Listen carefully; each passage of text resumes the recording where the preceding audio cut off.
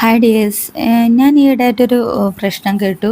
ഒരു left handed ആയ ഒരു കുട്ടിയെ ടീച്ചർ ഫോഴ്സ് ചെയ്തിട്ട് റൈറ്റ് ഹാൻഡിലോട്ട് മാറ്റാൻ ശ്രമിച്ചെന്ന്. ഒരിക്കലും അങ്ങനെ ചെയ്യാൻ പാടില്ല. ഞാനൊരു ടീച്ചറാണ്. നമ്മളെ കുട്ടികൾ ഒരു 3 വയസ്സൊക്കെ ആകുന്ന സമയത്താണ് എഴുതാൻ സ്റ്റാർട്ട് ചെയ്യുന്ന സമയത്താണ് ലെഫ്റ്റ് ആണോ റൈറ്റ് ആണോ എന്നുള്ളവർ കൺഫേം ചെയ്ത് വരിക. അതായത് ഒരു റൈറ്റിംഗ് സ്റ്റാർട്ട് ചെയ്യുന്ന സമയത്ത് അപ്പോൾ നമ്മൾ ഫസ്റ്റ് തന്നെ ചെയ്യുന്നത് അവർക്ക് 1 മന്ത് ഒരു LKG ഒരു ചേർത്തുന്ന കുട്ടിയെ അല്ലെങ്കിൽ പ്രീ KGയിൽ വെക്കുന്ന കുട്ടിയെ 1 മന്ത് നമ്മൾ 2 കൈയും വെച്ചിട്ടുള്ള ആക്ടിവിറ്റീസാണ് കൊടുക്കുക.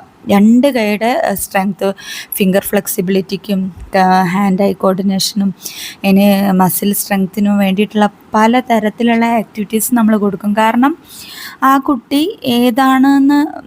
ഏത് കൈ കൊണ്ടാണ് എഴുതുന്നത് വെച്ചാൽ ആ കൈ ഇപ്പം നമുക്കറിയില്ലല്ലോ ഫസ്റ്റിലൊരു കുട്ടി വന്നു കഴിഞ്ഞാൽ ഏത് കൈ കൊണ്ട് ആ കുട്ടി എഴുതാന്ന്.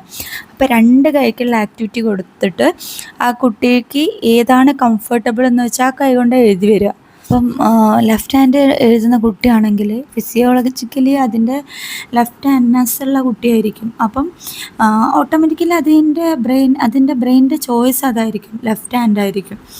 അപ്പം ഒരിക്കലും നമ്മൾ ആ കുട്ടിയെ ചേഞ്ച് ചെയ്യാൻ പാടില്ല. ലെഫ്റ്റ് ഹാൻഡഡ് ആയിട്ടുള്ള കുട്ടിയാണെങ്കിൽ അത് റൈറ്റ് ബ്രെയിൻ ഡൊമിനൻ്റ് ആവും.